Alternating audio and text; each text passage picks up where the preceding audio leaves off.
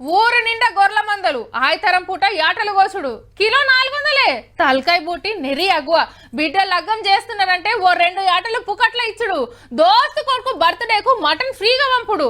ఇంట్లో ఏం కూర లేకుంటే అట్లా పోయి ఇంత యాట తుణకలు తెచ్చుకునుడు. ఊకే కూరలు ఏం వండుతామని మటన్ ముట్టిలు చేసుడు. ఓ సాల్తి రేట్లు చూస్తుంటే నెలకు పారి తెచ్చుకునుడే కష్టం ఉన్నది అని అంటురులే.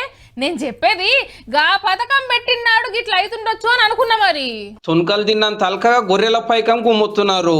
భూమి మీద అగువాడాయి గాని కాగితాల మీద బరాబర్ కనబడతాయి. డీసీఎంలు వచ్చినట్టు బిల్లులు ఉంటాయి కానీ గొర్రె పిల్లలే ఉండయి.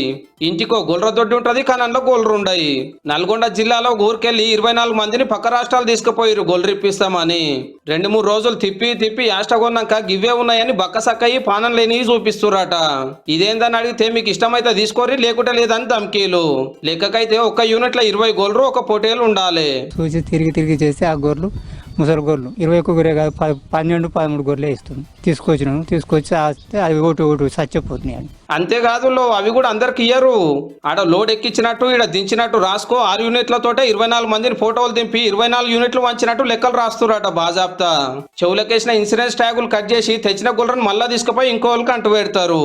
గొర్రెకు బదులు ఎంతో కొంత పైకం ఇస్తున్నారు. అదేమా ఎక్కువ అన్నట్టు 70,000 80,000 మాట్లాడుకొని 24 మందికి 5 యూనిట్లు ఇడికి తీసుకొచ్చి ఫోటోలు తీసుకొని అప్లోడ్ కోసము వాళ్ళ బిల్లు కోసము వాళ్ళ డబ్బుల కోసం తప్ప ఆ గొర్రెలను ఇడికి తీసుకొచ్చిన దాఖలాలు లేవు. అదే DCM లో వస్తాయి, అదే DCM లో రివర్స్ పోతున్నాయి. ఈ తాత 32,000 డీడీ కడితే 1,75,000 ఫాయిదా కావాలి.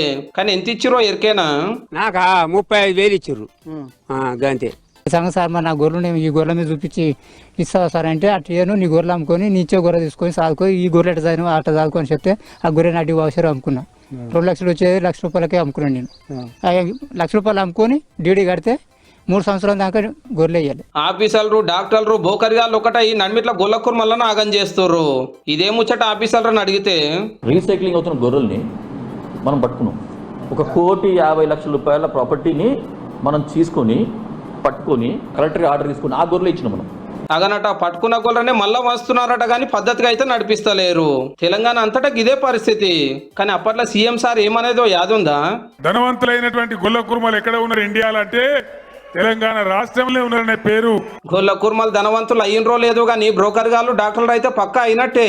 సార్ చెప్పిన లెక్కల ప్రకారం మనకాన్నే సరిపోని గొర్రెలు ఉండాలి. కానీ ఇప్పటికి కూడా మహారాష్ట్రకి వెళ్ళి బొచ్చర్ లారీలు వస్తున్నాయి దినాము.